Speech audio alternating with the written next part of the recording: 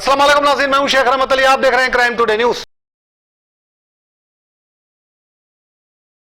नाजरीन, तेलंगाना में खासतौर के हैदराबाद में अनाज के लिए अवाम परेशान है। जब से लॉकडाउन शुरू हुआ है तब से अवाम अनाज मांग रही है और अनाज के लिए परेशान है, लेकिन हुकूमत सिर्फ वादों पे वादे कर रही है, लेकिन सही तरीके से गरीब लोग तक अनाज नहीं पहुंच रहा है। मर्द आदमी अगर बाहर निकलते हैं तो पुलिस के जुल्म का शिकार बन रहे थे, कुछ काम के लिए निकलते हैं तो मारा तोड़ा जा रहा था, उनके साथ मारपीट की जा रही थी। औरतें लाइनों में खड़े होकर राशन ले रहे थे, वहाँ पर भी राशन में घपला हो रहा था, सही तरीके से उनको राशन नहीं दिया जा रहा था। ऐसे वक्त अवाम इतने परेशानियों से दो चार हुई है और रमजान का मुबारक महीना चल रहा है, अभी तक उनको सहूलतें नहीं मिली। लेकिन केसीआर शराब खाने खोल चुके हैं, वो भी रुपये बढ़ाकर शराब बेच रहे हैं लोग। आप देख सकते हैं, एक तरफ खाने को खाना नहीं है, लोग परेशान हैं, दूसरी तरफ ऐसे लोगों की लाइन लगी हुई है शराब के लिए। शराब से क्या क्राइम नहीं होगा? क्या शराब से लॉकडाउन खत्म होगा? क्या शराब से सोशल डिस्टेंस बरकरार रहेगा? क्या शराब से इनको अनाज मिलेगा? ऐसे कई सवालात है जिसका जवाब केसीआर के पास नहीं है,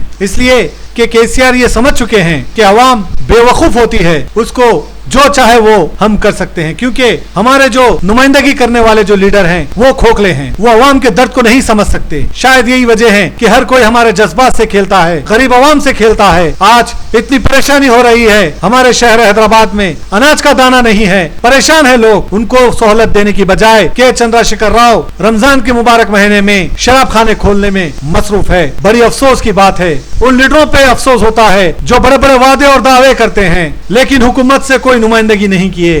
के चंद्रशेखर राव माइनॉरिटीज के नाम पर सिर्फ वोट मांगते हैं, लेकिन हकीकत प्रैक्टिकल में के चंद्रशेखर राव भी पूरी तरह से फेल हो चुके हैं। वो और बात है कि उनके जो फॉलोअर्स है, उनके जो चाहने वाले हैं, उनकी या मजबूरी है या फिर उनको समझ में नहीं आता कि अवाम के साथ क्या हो रहा है, लेकिन झूठी तारीफ और झूठी शान के तले ये लोग जी रहे हैं। लेकिन हकीकत यही है कि तेलंगाना हुकूमत पूरी तरह से नाकाम होती नजर आई और हुकूमत के साथ साथ हर वो एमएलए, हर वो लीडर जिनकी जिम्मे अवाम की हिफाजत करना था, अवाम तक पहुँचना था, लेकिन कुछ एमएलए और कुछ लीडर के अलावा सारे के सारे नाकाम होते नजर आए। ये बड़ी अफसोस की बात है। एक तरफ मसाजिदों में नमाज पढ़ने नहीं दिया जा रहा है, 5 लोग से ज्यादा नमाज पढ़ने की इजाजत नहीं, वहीं दूसरी तरफ शराब खाने खोलकर हजारों लोग लाइन में खड़कर सोशल डिस्टेंस का मजाक बनाया जा रहा है। ये कहाँ का इंसाफ है? के चंद्रशेखर राव, आपको जवाब देना होगा। आप आखिर ऐसी पॉलिसी क्यों कर रहे हैं? आखिर आप ऐसे लोगों के जज्बात से क्यों खेल रहे हैं? अवाम ने आपको एक सेकुलर लीडर की तरह चुना है, उनको यकीन था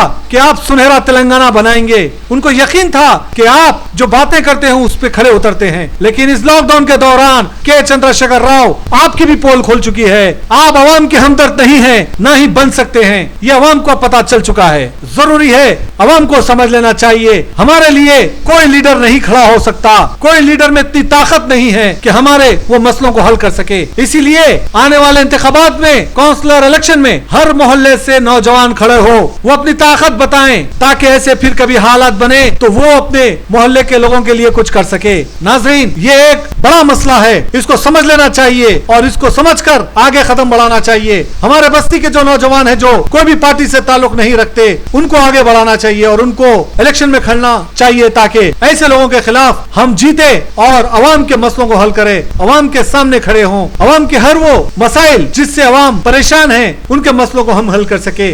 ना कि ऐसे लोगों के सामने गिड़गिड़ाए, ना कि ऐसे लोगों के सामने हम हाथ फैलाएं जो हमें इलेक्शन के वक्त ही याद करते हैं, उसके बाद 5 साल भूल जाते हैं। जैसे इस लॉकडाउन में देखने को मिला कि किस तरह से तकरीबन लोग अवाम का मजाक बनाते हुए नजर आए, लेकिन उनके बुरे वक्त कोई भी साथ नहीं आया। कुछ एमएलए और कुछ लीडर के अलावा जो अच्छा काम किए हैं, उसके अलावा कोई भी गरीब अवाम का साथ नहीं दिए। ये बात को समझ लेना चाहिए हमें और आज से अहद कर लेना चाहिए, ऐसे लीडरों पर अब आइंदा एतबार ना करें, क्योंकि आज लॉकडाउन चल रहा था तो ये लोग आपको पलट के नहीं देखे। कल अगर कुछ बड़ा कोई हादसा हो जाए, एनआरसी, सीएनपीआर हो जाए या फिर लॉकडाउन के जैसा, कोरोना वायरस जैसा और कोई बीमारी आ जाए, तो ये लोग आपको पलट कर भी नहीं देखेंगे। ये याद रखिए, आपको देखने वाला, आपको समझने वाला, आपका अपने मोहल्ले का आदमी जो बिना मतलब के आपकी मदद करता है, वैसे आदमी को खड़ा करिए और वैसे आदमी को कामयाब करिए। याद रखिए कि आप अगर ऐसा काम नहीं करेंगे तो यकीनन आगे चलकर आपको बहुत बड़ी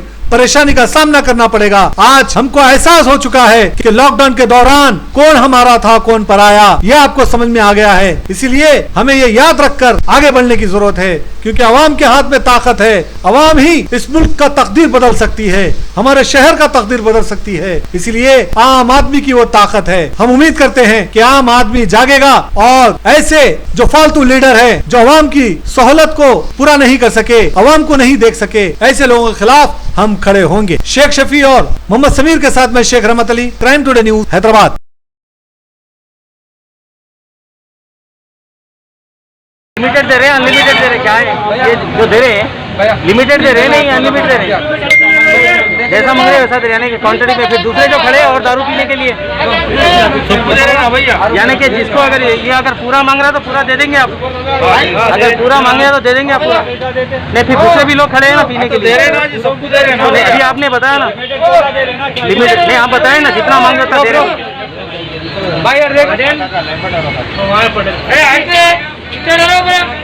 मॉडल हेलो जी दो बॉटल किस तरह के दे रहे हैं? फुल बॉटल चाहिए तो 2 बॉटल नहीं दे रहे। जी 2 बॉटल दे रहे हैं आप।